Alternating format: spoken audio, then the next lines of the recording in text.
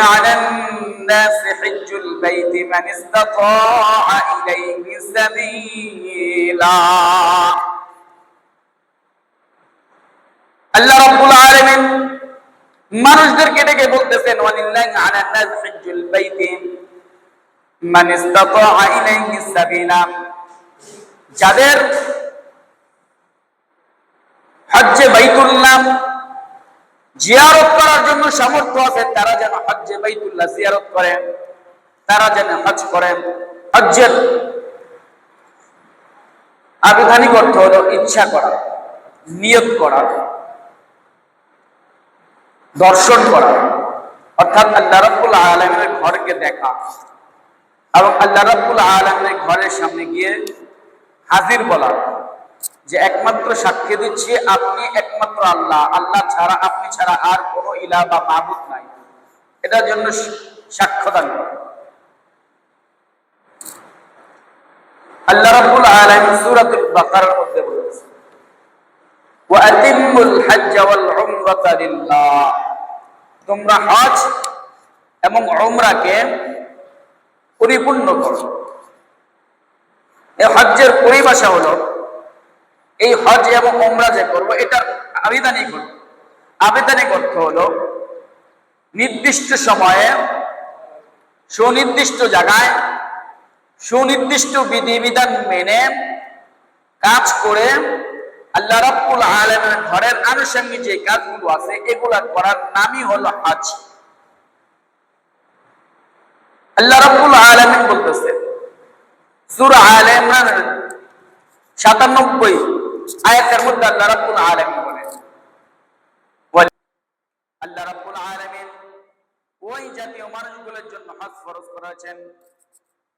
১ নম্বর হজ করার জন্য শর্ত হলো ১ নম্বর মুসলমান হওয়া, ২ নম্বর বালেগ হওয়া, ৩ নম্বর পাগল না হওয়া, সুস্থ সবল মানুষ হওয়া, মাজনুন না হওয়া, পাগল না হওয়া, সুস্থ মস্তিষ্কের একজন মানুষ হওয়া, ৪ নম্বর অর্থ সম্পদশালী হওয়া এবং সুস্থ শরীর হওয়া। আজকে তো আমাদের সমাজের মধ্যে দেখা যায় হজ করে ওই সময় যখন একেবারে বৃদ্ধ হয়ে যায় তখন হজ করতে যায়, অথচ হজ্জের নিয়ম হলো কয়েকটি নিয়মের মধ্যে একটি হলো যখন তোমার শরীরের মধ্যে শক্তি থাকবে, তোমার শরীরের মধ্যে যখন সামর্থ্য থাকবে, শুধু অর্থ থাকলেই হবে না, সম্পদ থাকলেই হবে না, এগুলার সাথে সাথে আমার শরীরের শক্তি সামর্থ্য থাকতে হবে, যাতে করে হজ করতে গিয়ে হজের যে আনুষঙ্গিক কাজগুলো আছে, বিধি নিষেধগুলো আছে, এগুলো জানি পালন করতে পারি সুন্দরভাবে। সাফা মারওয়ার মধ্যে আমাকে দৌড়াইতে হবে, একটি জায়গার মধ্যে দৌড়াইতে হবে, সেই জায়গার মধ্যে যেন আমি দৌড়াইতে পারি। আবার যখন বাইতুল্লাহ অর্থাৎ আল্লাহর ঘরকে তওয়াফ করার সময় ভিড়ের মধ্যে, মানুষের ভিড়ের মধ্যে আমার আপনার অনেক ভিড় থাকবে, সেখানে আবার চলাফেরা করতে হবে।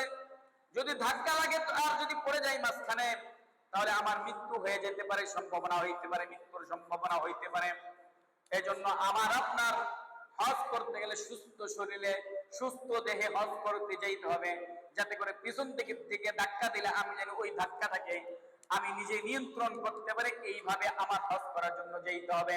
কিন্তু আমার এশিয়া মহাদেশের মধ্যে দেখা যায় হজ কখন করে, যখন একেবারে বৃদ্ধ হয়ে গেছে তখন হজ করতে যায়।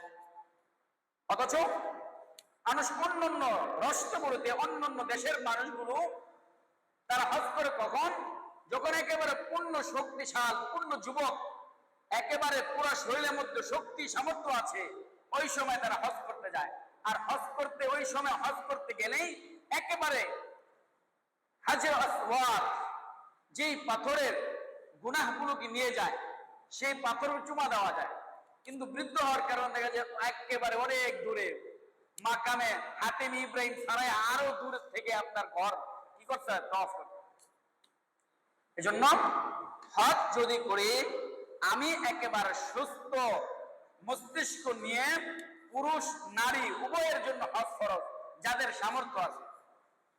শুধু পুরুষের জন্য হজ ফরজ নয়, নারীদের জন্য, মা বোনদের জন্য আল্লাহ রাব্বুল আলামিন যার উপর সামর্থ্য রয়েছে তার জন্য হজ্জে বাইতুল্লাহ আল্লাহর ঘর জিয়ারত করা ফরজ করেছে।